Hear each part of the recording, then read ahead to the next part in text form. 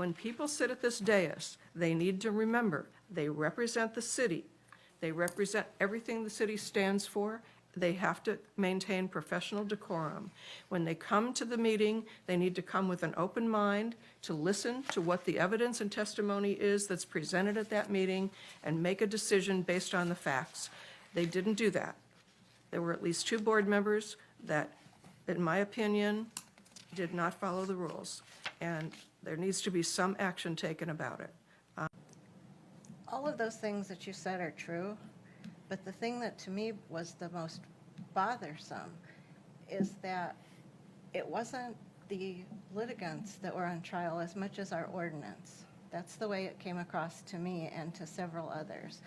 The boards and the commissions are not there to make up the rules or decide if they like what the city council has deemed to be the law. Is it something I said? The fact that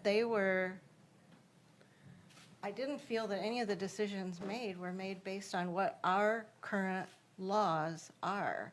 They were discussing the law, not whether the law was broken, but they were discussing the law. And the gentleman that came in with the pile of papers that he had already prepared, I mean, talk about violating the quasi-judicial spirit of things. That, I was appalled. I was just appalled. And I was also very surprised that I got 3 letters about it from people who had watched the meeting and couldn't believe that this was Punta Gorda city government.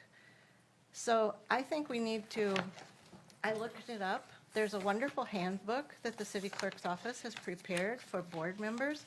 You can't get much clearer of what their jobs and duties are. And nowhere in it, it's about what, 16 pages long, 20 pages long. Nowhere in it does it say that the board gets to decide whether or not they like the law, therefore are they going to enforce it.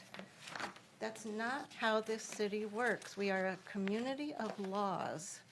And once the laws have been made, it is up to everybody in our staff, our government, our police department to support those laws.